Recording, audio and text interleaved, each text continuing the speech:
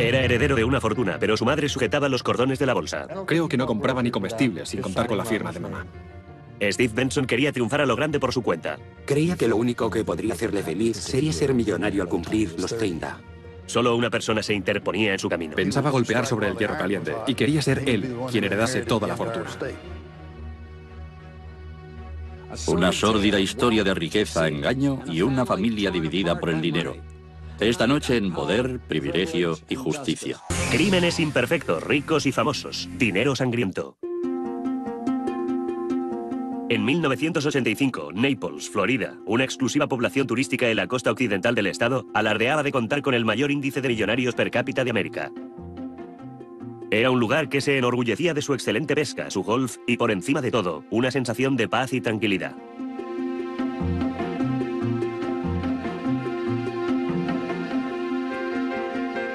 A las 9:18 de la mañana del 9 de julio, la caudalada heredera del tabaco, Margaret Benson, se disponía a salir en coche con sus 3 hijos. Su casa estaba situada en Whale Creek, una exclusiva comunidad vallada construida en torno a 2 campos de golf.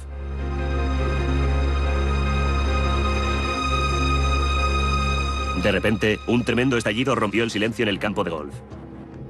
Una nube de humo negro se elevó desde la calzada de acceso a la casa de los Benson. El Chevrolet Suburban de los Benson estaba envuelto en llamas. A los pocos instantes se produjo una segunda explosión en el vehículo. Sanitarios e inspectores de policía acudieron a la zona y quedaron atónitos ante la escena. Cuando contemplamos el vehículo, lo primero que pensamos fue, o esto es un asesinato, o esta gente tiene un fantástico caso contra la General Motors. La destrucción era increíble. El aspecto que tenía, hubieras cogido una lata de cerveza y la hubieras pelado como un plátano, dejándola abierta con los bordes dentados. Era lo que quedaba de un Suburban de 1978. Nos dimos cuenta de que el metal había estallado hacia abajo, mirando al suelo, y en ambos casos había cráteres de considerable tamaño. Nuestra teoría fue que en el vehículo había habido 2 bombas distintas. Margaret Benson y su hijo de 21 años, Scott, yacían en extremos opuestos del coche. Carol Lynn, la hija de mediana edad de Margaret, estaba echada sobre la hierba, sollozando. Estaba fuera, en el suelo. Se había arrancado la blusa y se estaba quemando. Carol Lynn tenía quemaduras de 3er grado en el 30% de su cuerpo y fue llevada de inmediato al hospital. Una vez hube descubierto que se había detonado algún tipo de artefacto explosivo, me puse a pensar, ¿en este barrio? ¿Quiénes son estas personas? ¿Por qué ha sucedido esto? La investigación sobre las bombas llevaría a las autoridades hasta el mundo privado de una acaudalada y, como se supo después, desestructurada familia del mundo del tabaco. A medida que aumentaban las pruebas, fue apareciendo una trágica imagen. Esta contaba la historia de un hijo olvidado, un oscuro secreto familiar y un asesinato tan despiadado que haría estremecer a los investigadores. Mientras los artificieros examinaban los residuos en el jardín delantero, los inspectores entraron en la casa. Dentro encontraron a Steve Benson, el hijo mayor de Margaret. Steven no se había subido al coche, y a los inspectores les pareció extrañamente insensible ante el desastre. Yo habría estado chillando y gritando contra la persona que había hecho aquello, y habría exigido acompañar a mi hermana en la ambulancia al hospital. Steven no hizo ninguna de esas cosas. Los inspectores pidieron que se llevaran el coche y se volvieron a reunir en la oficina del sheriff para comparar notas sobre lo que habían visto en la casa. Fue más o menos como decir, aquí hay algo que no encaja. Al menos tenemos un punto de partida. Y en todos los homicidios todo el mundo es culpable hasta que los vas descartando. Así que empecemos por lo más obvio. La familia de Steve Benson había hecho su dinero 1.600 kilómetros más al norte, en Lancaster, Pensilvania. Su abuelo, Harry Hitchcock, pasó de la pobreza a ganar una fortuna. Su empresa, Lancaster Leaf, era una de las tabaqueras más importantes del mundo. Pero Hitchcock era un hombre religioso y el dinero significaba poco para él. La hija de Hitchcock, Margaret, se casó con Edward Benny Benson, un perspicaz hombre de negocios como su padre. Y en 1945, Benny pasó a formar parte del negocio familiar. Tuvieron una hija, Carol Lynn, y 7 años después un hijo, Steven. Durante su infancia, su padre se ausentaba a menudo de casa por trabajo. Aparentemente era un padre muy estricto y no especialmente afectuoso, por lo que me han dicho. Salía mucho de viaje por carretera y por lo que parecía no prestaba tanta atención a lo que sucedía en casa como al negocio familiar. En Lancaster, los Benson derrochaban el dinero. Tenían una casa de 17 habitaciones, una piscina olímpica y accesorios de baño de oro de 14 quilates. Los veranos los pasaban en su casa de la playa en Nueva Jersey y los inviernos en un chalet de esquí en Canadá. Compraron juguetes, ropa, minimotos, modos de nieve y un almacén para guardarlo todo. La sociedad de Lancaster no estaba habituada a una conducta como la suya.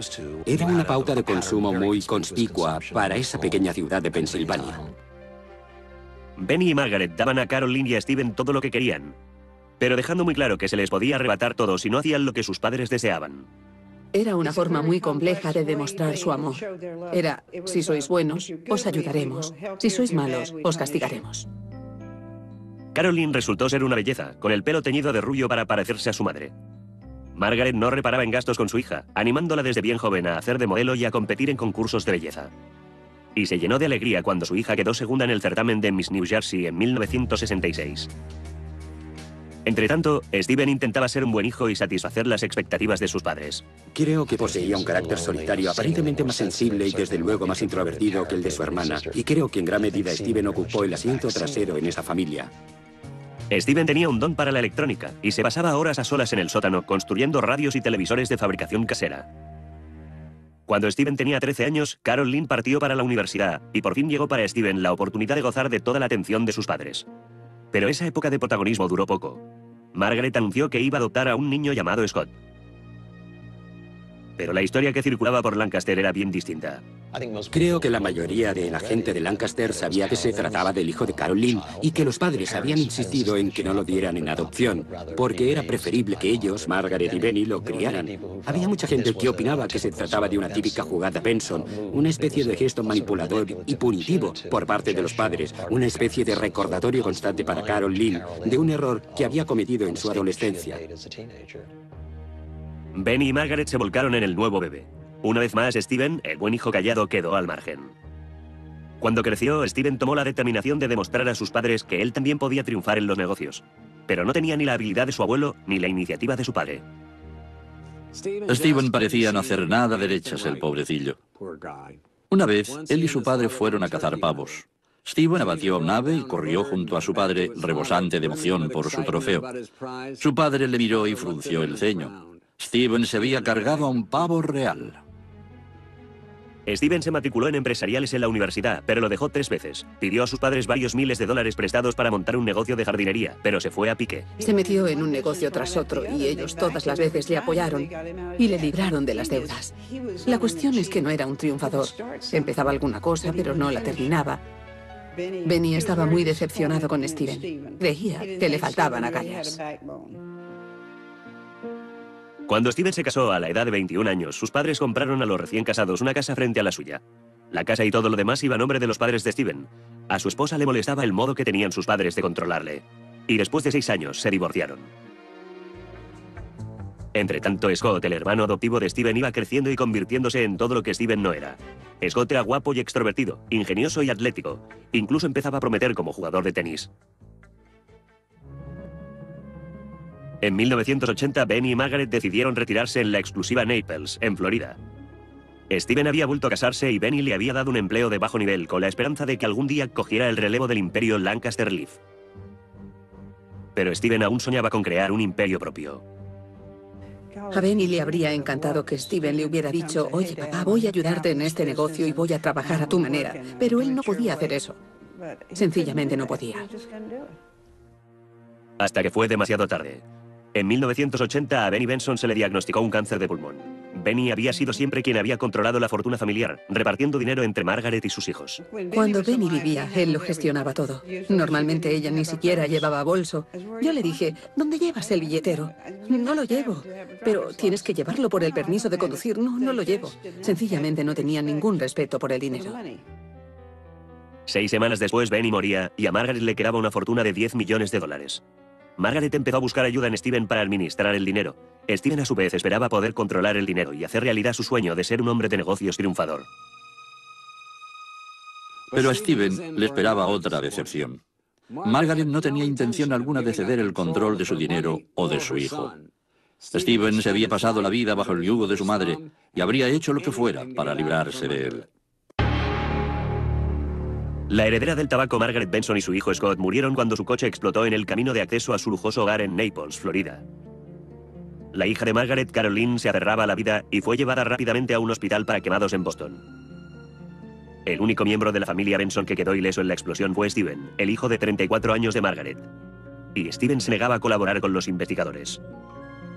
Llamé a Steven, y Steven me dijo que siguiendo el consejo de su abogado, no pensaba hablar con nosotros, en absoluto. Después de un trauma, la gente se comporta de las más extrañas maneras.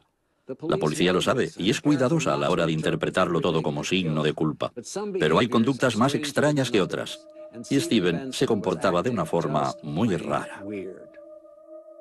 En los días que siguieron a los asesinatos, los inspectores se fijaron en que Steven circulaba por Naples en su furgoneta blanca, que había quedado salpicada de sangre en la explosión. Uno de mis sargentos me llamó una mañana temprano y me dijo: estamos en movimiento.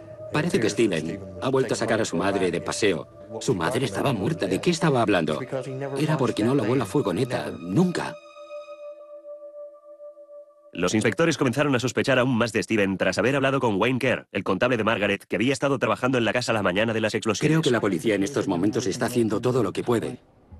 Margaret había contratado a Kerr 4 años antes, a instancias de Steven, para que le ayudara a gestionar sus finanzas. Poseía una fortuna de $10 millones y se la estaba gastando a un ritmo alarmante. Tras la muerte de su marido, se fue a Florida y empezó a gastar dinero de formas que sencillamente exceden la imaginación. No sé, 10 coches, 5 casas...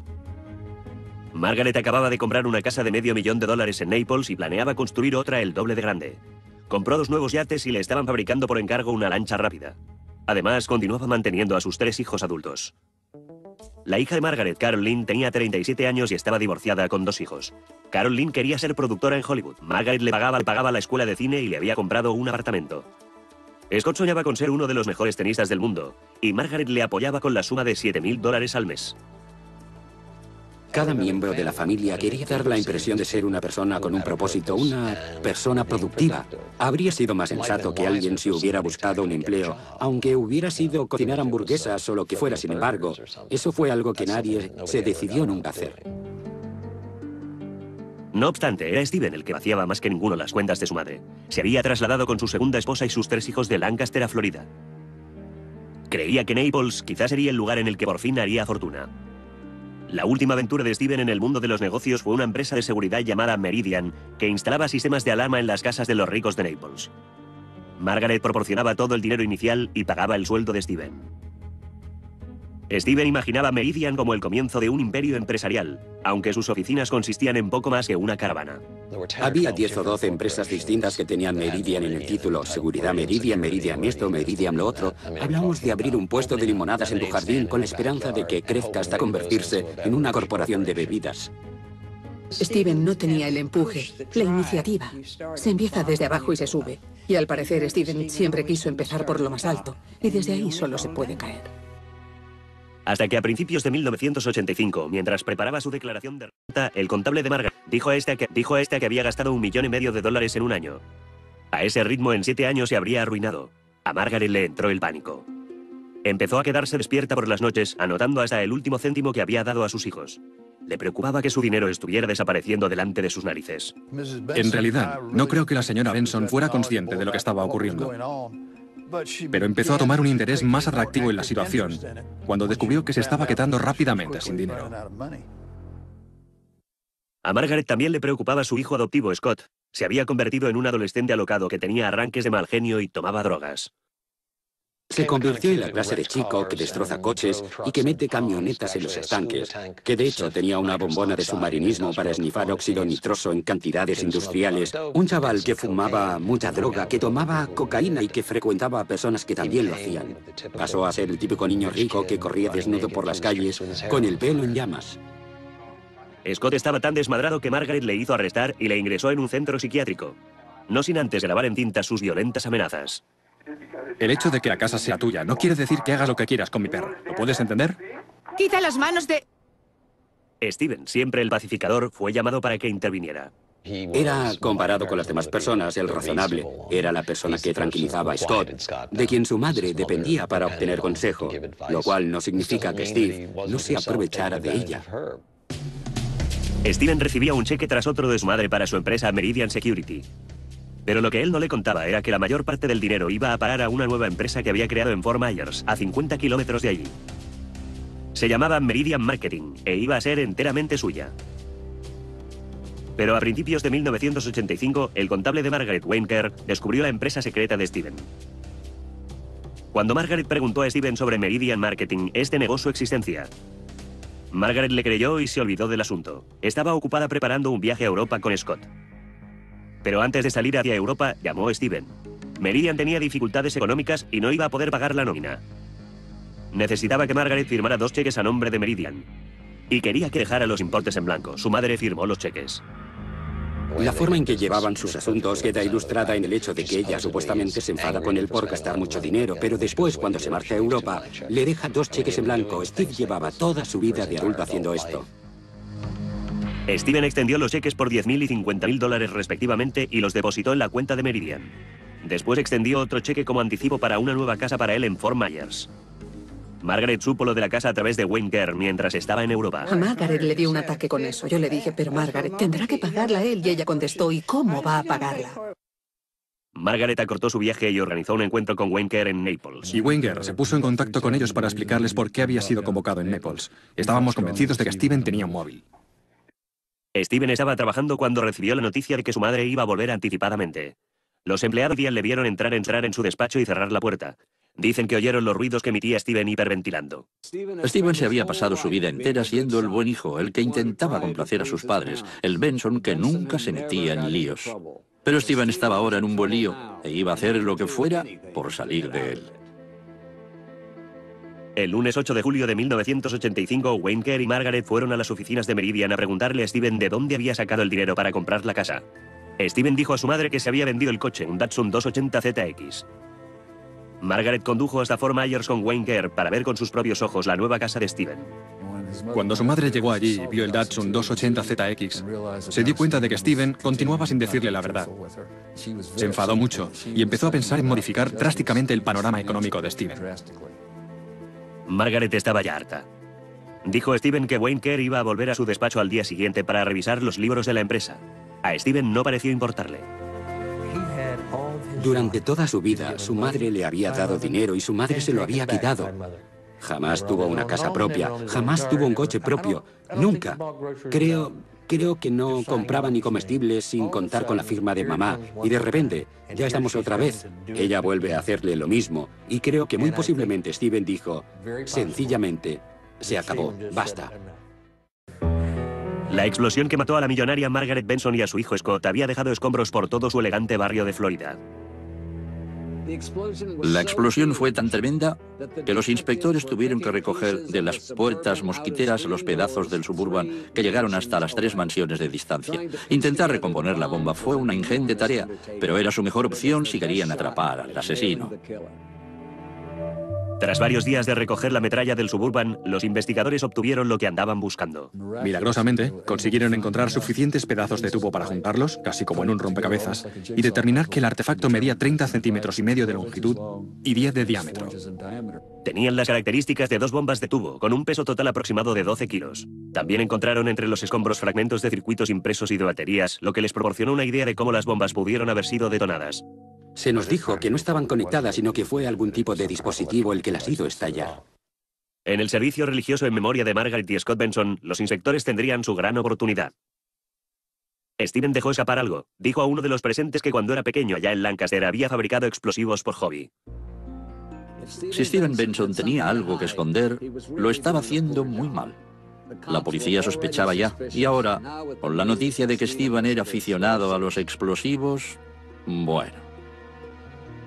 Estábamos ante un tipo que sabía de electrónica y un tipo que además construía bombas de tubo con sus colegas en el instituto. Empezamos a obtener más y más información que tendía a señalar directamente a Steven Wayne Benson, y cada vez que nuestra investigación nos alejaba, después nos volvía a acercar. Hasta que 2 semanas después del crimen, los investigadores recibieron la noticia de que el único testigo ocular de la explosión podía hablar con ellos desde su cama de hospital en Boston. La hermana de Steven Benson, Carol Lynn, había sufrido quemaduras de 3er grado y continuaba en estado crítico. La carne quemada resultaba... casi... sentí náuseas a verla. Me echó hacia atrás un poco, pero los dos nos miramos como diciendo, tenemos que hacer nuestro trabajo. Con los inspectores en su habitación de la unidad de cuidados intensivos, Carol Lynn comenzó a relatar la historia del día anterior a los asesinatos. Carol Lynn había venido de visita desde Boston para ayudar a su madre con los planos de su nueva propiedad. Estaba en casa de su madre cuando Margaret regresó de su cara a cara con Steven en Meridian. Margaret se había enterado de que Steven tenía una nueva casa y un negocio secreto y estaba furiosa. Todo ello combinado provocó que Margaret tomara la firme resolución de querer cambiar el panorama financiero de Steven. Carol Lynn contó a los inspectores que aquella noche Steven llamó y sugirió que se reunieran todos a la mañana siguiente. Carol Lynn nos dijo que Steve llamó diciendo que quería ir para ayudar a inspeccionar la nueva propiedad, algo que él normalmente no habría deseado hacer. Quería que todos estuvieran levantados y preparados para salir. A la mañana siguiente, Carol Lynn y su madre estaban sentadas en la mesa de la cocina con Wayne Kerr cuando llegó Steven a la casa en su furgoneta blanca de la empresa. Entró en la casa, fue a la cocina y preguntó si tenían café y si alguno de ellos quería donuts, que iría a buscarlos. Y después salió de la casa. Pero Carol Lynn dijo que Steven se llevó el Suburban de la familia, no la furgoneta en la que había llegado. Los minutos empezaron a pasar.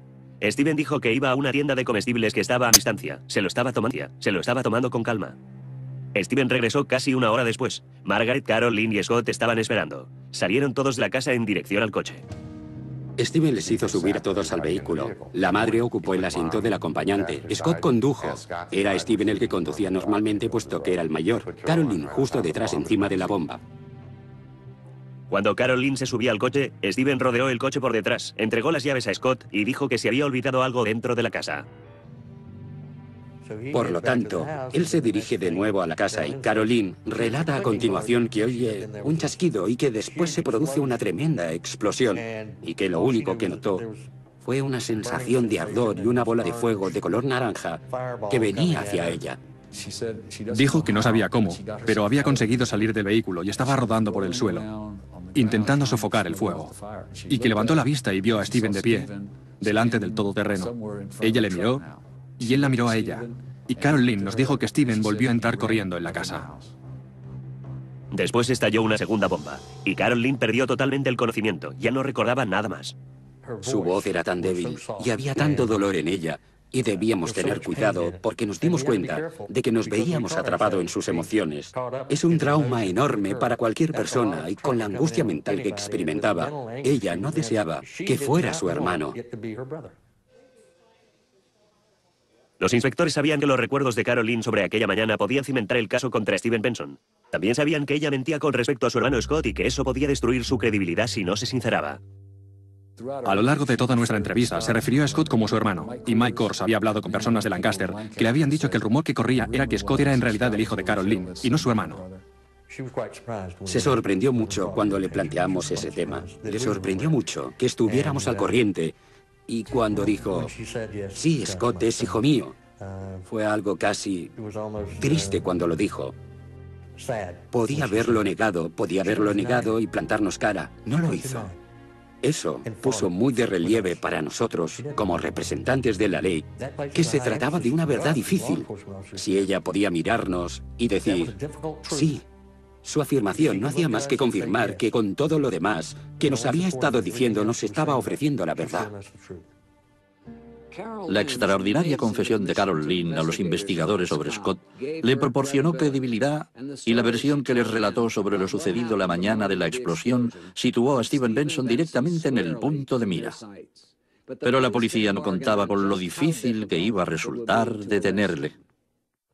3 semanas después del asesinato de la heredera del tabaco Margaret Benson, su hijo Steven Benson resultaba ser el principal sospechoso.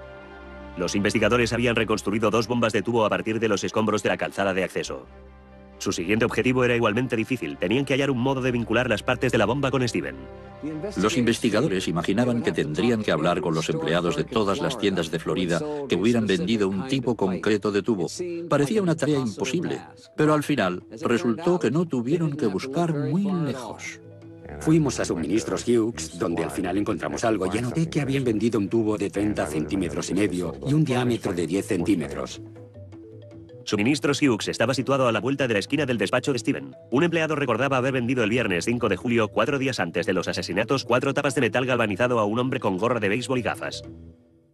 Interrogamos a un par de empleados de la empresa Meridian Security, y nunca habían visto a Steve llevando una gorra, jamás. Pero el jueves o el viernes, no lograban recordar cuándo, Steven andaba buscando una gorra de béisbol. El empleado dijo que el día antes del crimen el mismo hombre adquirió también 2 tubos de metal y en la tienda había más pruebas en potencia. Encontramos una factura con la letra de una persona zurda y una marca de la palma de su mano. Y sabíamos que Steven era zurdo. Había marcas de la palma de la mano en la factura, pero las huellas de Steven Benson no constaban en los archivos. Steven había contratado a un abogado llamado Mike McDonnell. McDonnell no estaba dispuesto a permitir que la policía se acercara siquiera a su cliente. Nos preguntaron si Steven facilitaría sus huellas palmares. Y dijimos, no. Consigan una orden, si pueden. Los investigadores del condado de Collier sentaron un precedente legal. Extendieron una orden de registro para las huellas dactilares de Steven, algo sin precedentes. Cuando llegaron al bufete de su abogado para tomar sus huellas palmares, Steven estaba tranquilo. El teniente Jack Gent fue quien le tomó las huellas. Y pregunté al teniente Gent qué opinaba. Y me dijo, pues, o es un asesino desalmado, o es totalmente inocente. Porque he tomado las huellas a aspirantes a puestos de profesores en colegios, a los que les temblaban las manos más que a él. Sus manos estaban firmes como una roca. Las huellas palmares de Steven fueron enviadas de inmediato a un experto forense de la ATF. Las colocó una junto a otra, observó a través de una lupa durante un considerable periodo de tiempo y después dijo, ven aquí, fíjate en esto. Y lo hice. Entonces me dijo, ¿qué te parece? Las huellas coincidían. 5 días después, Steven Benson fue detenido en el bufete de su abogado en Fort Myers. Me senté en el asiento trasero con él y se quedó dormido. No dijo ni una palabra. Se limitó a comido en el asiento de atrás. Y yo pensé para mis adentros, menudo hijo de puta despiadado. Steven fue imputado por 2 cargos de asesinato en primer grado y un cargo de tentativa de asesinato. El juicio contra Steven Benson estaba a punto de empezar en julio de 1986, pero el proceso atrajo tanto la atención de los medios que tuvo que trasladarse de Naples a Fort Myers, Florida. El juicio de Steven Benson se ha iniciado alrededor de las 10:30 de esta mañana con la selección del jurado. La atención de los medios de comunicación se ha centrado en Steven Benson porque se le acusa de haber matado a su madre. Fue un juicio inusual, fue televisado de principio a fin. La sala del tribunal estaba abarrotada de escritores y periodistas. Ofreceremos información a lo largo de todo el día e informes actualizados cuando la situación lo permita. Fue el juicio más importante jamás celebrado en el sur de Florida. Y el callado e introvertido Steven Benson tenía un pandario en su propio juicio. Las auténticas estrellas eran sus abogados. La defensa y la acusación tenían estilos opuestos. Estaba Mike McDonnell, elocuente, claro, de gran presencia física, un poco ostentoso. Tenía una bella esposa. Conducía un Jaguar. ¿Cómo describiría toda la publicidad previa al juicio? Omnipresente. ¿Qué quiere decir? En todos los sentidos era lo contrario de Jerry Brock y su hermano Dwight. Nos sentimos tremendamente cómodos con la solidez de nuestro caso y nuestras pruebas. Los fiscales Jerry y Dwight Brock se presentaban de manera muy distinta a McDonnell. Te daba la impresión de que eran como de campo y muy lentos, pero lograban arrullarte hasta hacerte entrar en esa zona de bienestar y luego te hacían pedazos, literalmente, sí. La prensa no habría podido pedir mejores personajes. McDonnell era ostentoso y los hermanos Brock eran sencillos. Los periodistas lo llamaban la corrupción en Miami se encuentra con los ricos de Beverly. A medida que el juicio se aproximaba, los hermanos Brock iban acumulando carritos de supermercado llenos de pruebas contra Steven. Pero Mike McDonnell esperaba distraer al jurado con sensacionalistas historias sobre el hermano menor de Steven, Scott. Había gran cantidad de pruebas que apuntaban a que estaba muy metido en la droga y quizá en el tráfico de drogas. En Florida, esta clase de ejecución de personas se corresponde con los que tienen diferencias con sus socios en el mercado de la droga. McDonnell solicitó la comparecencia del psiquiatra de Scott para que testificara, pero un año antes había sido acusado de acoso sexual. McDonnell también contrató a una experta en selección de jurados, pero resultó que había sido arrestada 3 años antes por pagar para que mataran a su novio. La defensa de Steven era un buen espectáculo. En medio de todo el revuelo previo al juicio, Steven Benson continuaba callado. Steve Benson se limitaba a estar allí sentado. Era un agujero negro. Era algo en torno a lo cual giraba todo lo demás. La única superviviente de la explosión había salido del hospital y estaba dispuesta a testificar. Todo Fort Myers esperaba poder vislumbrar a la testigo estrella del juicio, la hermana de Steven, Carol Lynn. La antigua reina de la belleza tenía ahora unas horribles cicatrices, pero Carol Lynn estaba a punto de robar una vez más el protagonismo a su hermano menor, Steven. El 17 de julio de 1986, el juicio contra el heredero del tabaco Steven Benson comenzó en Fort Myers, Florida. Con la muerte de su madre y su hermano en la explosión de su coche, Benson podía haber pasado a ser el único heredero de una fortuna de $10 millones. En cambio, ahora se enfrentaba a la pena de muerte. Ken, el titular de hoy ha sido los alegatos iniciales y el comienzo de los testimonios. El juicio ha empezado. Esta mañana, Benson pareció llorando en la sala del tribunal al concluir los alegatos iniciales. Quisiera que miraran a este hombre, mi amigo Steven Benson. Steven no tenía a nadie a su lado. Su esposa Debbie se había ido a vivir a Wisconsin con sus padres, llevándose a sus 3 hijos. Y su hermana era testigo de la acusación. Steven estaba tan solo en la sala del tribunal. Su abogado Mike McDonnell pidió a su suegra que viniera a la sala y charlara con Steven delante de los miembros del jurado. La prensa la apodó mamá de alquiler. El segundo día del juicio, testigo estrella de la acusación, la hermana de Steven, Carol Lynn. Creo que a ella le resultó muy difícil creer que Steven podía hacerlo. No deseaba en absoluto implicar a su hermano. El jurado estaba absorto mientras Carol Lynn volvía a relatar los momentos posteriores a la explosión. Era la primera vez que decía públicamente que Scott era su hijo. Pude ver el cuerpo de mi hijo tendido en el suelo. Y supongo que ver el cuerpo de Scott y verme a mí en llamas fue lo que me hizo reaccionar. Y me di cuenta de que el coche estaba ardiendo y que tenía que salir. Lo siguiente que recuerdo es que vi a mi hermano Steven de pie en el camino. ¿Recuerda lo que estaba haciendo? Miraba hacia adelante y adelante fijamente. ¿Qué hizo usted cuando se dio cuenta de su presencia en el camino? No podía entender por qué no se acercaba a ayudarme.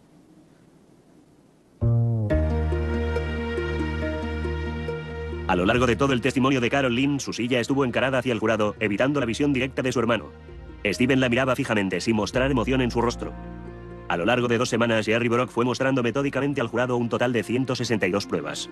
Demostró que Steven había ido desviando dinero de las cuentas de su madre, que tenía conocimientos para construir bombas de tubo y que había adquirido los elementos necesarios para fabricar la que mató a su familia.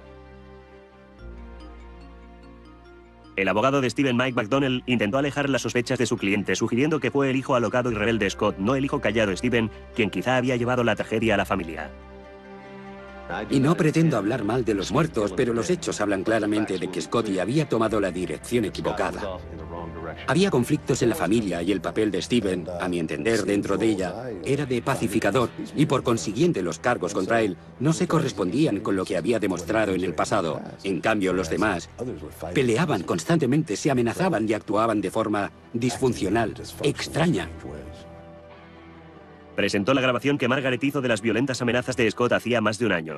Aquí todo el mundo sabe que tú lo llamas mi perro. ¿Lo estás oyendo, madre? Y escucha cuando te digo que lo dejes fuera de la casa. El hecho de que la casa sea tuya no quiere decir que hagas lo que quieras con mi perro. ¿Lo puedes entender? ¿Eh? ¡Quita las manos de...! Después McDonnell pidió la comparecencia de testigos y trató de relacionar el consumo de drogas de Scott con su asesinato. Scott tenía una botella de óxido nitroso, coca y fumaba también porros. ¿Cuándo Scott Benson? Una vez inhaló también. ¿Y qué hacía Scott con toda esa cocaína? Se la metía por la nariz. El problema era que nunca se podía identificar a Scott como un importante traficante de droga. Se podía decir que Scott había comprado una bolsa de marihuana, un poco de nitroso o alguna otra cosa, pero siempre en pequeñas cantidades. Creo que la defensa hizo lo único que le quedaba por hacer. La única cosa que se puede hacer cuando tu cliente es obviamente culpable. Utilizar la defensa de eso lo hizo otro. El juez se limitó a decir, está lanzando mierda a la pared a ver qué se pega. El juez Hugh Hayes estaba muy molesto con el equipo de la defensa por desperdiciar el tiempo del jurado con habladuría sobre el hermano de Steven, Scott. Eso es de segunda división. Y en esta clase de juicio, con todo lo que hay en juego, en cualquier tribunal, es irritante. El alegato final de Jerry Brock fue irrecusable. Estaban las pruebas físicas, las huellas palmares, la factura y los estados de cuentas bancarios. Y estaba el claro retrato que pintó Brock de la relación de Steven con su madre. El hijo malcriado y resentido que mató para escapar de las riendas controladoras de su madre. Yo estaba sentado junto a Carol Lynn cuando escuchaba a Jerry Brock detallando todas las pruebas contra Steven. Me preguntó, ¿cómo esperaba poder salir impune de esto? Durante toda su vida, Steven Benson había sido eclipsado y marginado. Ahora ocupaba el centro del escenario y su público de jurados estaba a punto de decidir su destino. El juicio de Steven Benson por el asesinato de su madre y su hermano duró 3 semanas. Su suerte estaba ya en manos del jurado. Hacia el final del juicio, el patriarca de la familia Benson, el abuelo de Steven, Harry Hitchcock, llegó desde Pensilvania. Harry Hitchcock debió quedar destrozado. Como tantos otros que han forjado un imperio, él había salido de la nada creando una fortuna que dejara a sus hijos y estos la habían despilfarrado. Observadores presentes en la sala aquel día dijeron que ni una sola vez miró a su nieto Steven. El jurado tardó un solo día en llegar a su conclusión. Veredicto del Estado de Florida contra Steven Benson. El acusado es culpable del cargo de asesinato premeditado en primer grado. Señora Foster, ¿es ese su veredicto? Sí. Cuando se leyeron los veredictos de culpabilidad, Steven reaccionó con una absoluta falta de emoción. Cuando era conducido al exterior del Palacio de Justicia, los periodistas le gritaban preguntas. Él ni contestó. A la hora de dictar sentencia, el jurado estaba dividido con respecto a la pena de muerte. En todo este tiempo, Steven no ha hablado nunca con la prensa. Solo Steven sabe por qué lo hizo. ¿Por qué lo hizo realmente? Después del veredicto hablé con un miembro de la acusación que me dijo que él no creía que el móvil fuera económico.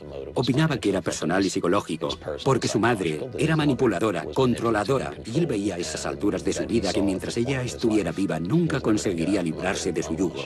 Por consiguiente, decidió matarla, y matar también a su hermana y a su hermano. Una de las cosas que siempre me resultó absolutamente reprensible de este caso era que Steven había matado a la mujer que le había dado la vida. Y enfocándolo desde el punto de vista de mis valores, creo que no se puede ser más malo.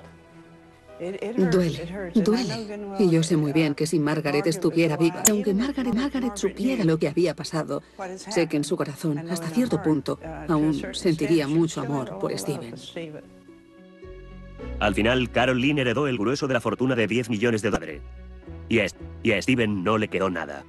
Es una persona que procede de una familia muy adinerada, pero ese hombre tenía tan poco dinero que después del juicio no pudo pagar siquiera una transcripción mecanografiada del proceso para poder presentar una apelación.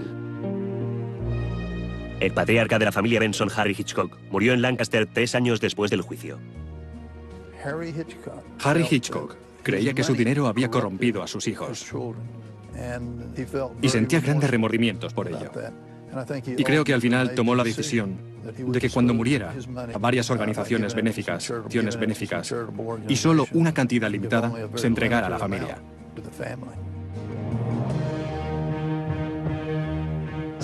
Steven Benson fue enviado a una de las prisiones más duras de Florida, la penitenciaría de Rayford. Poco después de su llegada fue atacado y apuñalado en el cuello por otro recluso. Steven sobrevivió, pero recibió el mensaje: los chicos que matan a sus madres no están muy bien considerados entre rejas. Dominic Dunne para la televisión judicial.